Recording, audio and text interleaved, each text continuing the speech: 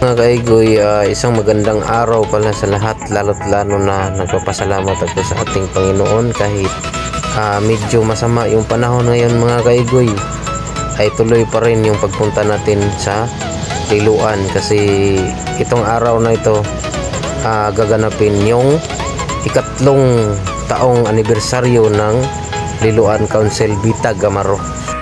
At kahit masama yung panahon mga kaigoy, ay patuloy pa rin at tayo'y nagpapasalamat sa ating Panginoon dahil kahit may bagyo mga kaigoy, ay binigyan pa rin tayo ng magandang timpo, no, para matuloy talaga yung anibersaryo ng aming grupo.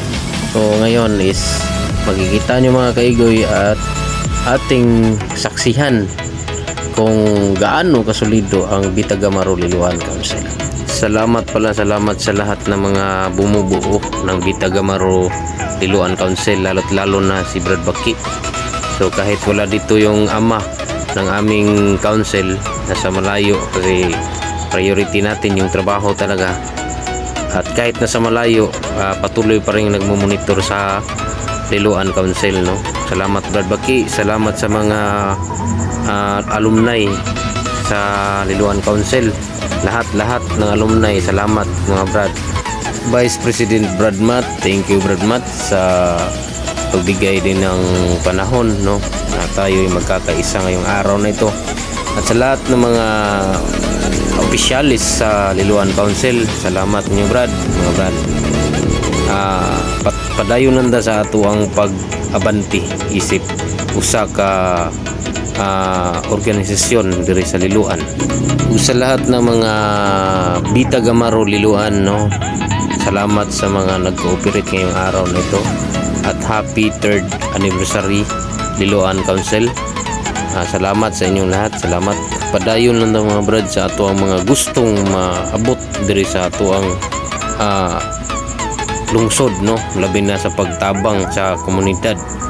Organisasyon na to is the best good, no mga Brad.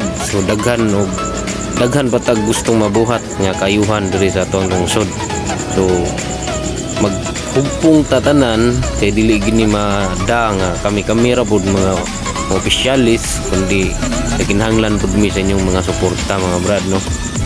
So padayon nanta, daghan pa kay tag gustong mahitabo nga ikaayo diri sa ato ang hugpunganon nga organisasyong Bitag Amaro Liloan.